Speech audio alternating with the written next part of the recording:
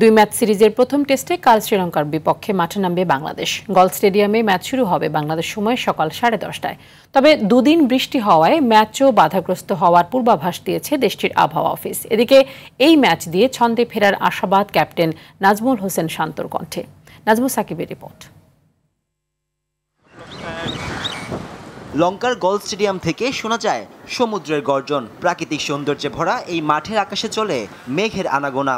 সেই মেঘ আবার কখনো নেমে আসে বৃষ্টি হয়ে। গত 2 দিন সেই বৃষ্টিতে ভিজেছে শ্রীলঙ্কা বাংলাদেশের প্রথম টেস্টের ভেন্যু। আর এরই মাঝে নিজেদের ঝালিয়ে নিয়েছে ফিল সিমন্সের শিষ্যরা। শ্রীলঙ্কার বিপক্ষে বাংলাদেশের টেস্ট ইতিহাসটা মোটেও স্বস্তির নয়। সাদা পোশাকের লড়াইয়ে 26 বারের দেখায় 20 বারে হেরেছে টিম টাইগার্স। ড্র 5 ম্যাচে আর জয় মাত্র একটিতে।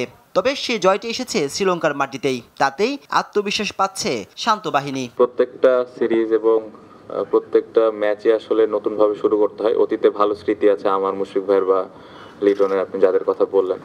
সো হ্যাঁ, ওটা অবশ্যই কাজে দিবে, বাট আমাদের ইনিংসগুলো নতুন করে শুরু করতে হবে।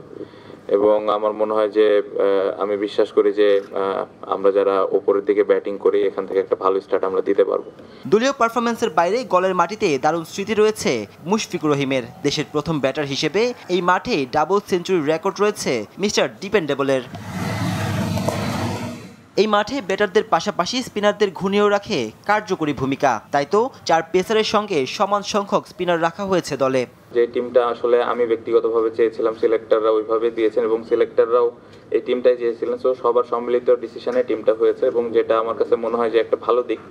এবং টিমের যদি ব্যালেন্স আপনি দেখেন, 4 স্পিনার, 4 পেস বোলার এবং বেশ কিছু ব্যাটিংয়েও আমাদের ব্যাকআপ অপশনও আছে। লাল বলের ক্রিকেটে লম্বা সময় ধরে হতাশার গল্প লিখে চলেছে শান্ত মিরাজরা। তাই ছন্দে ফিরতে এই সিরিজের গুরুত্ব অনেক বেশি। নাজমুল সাকিব, RTV।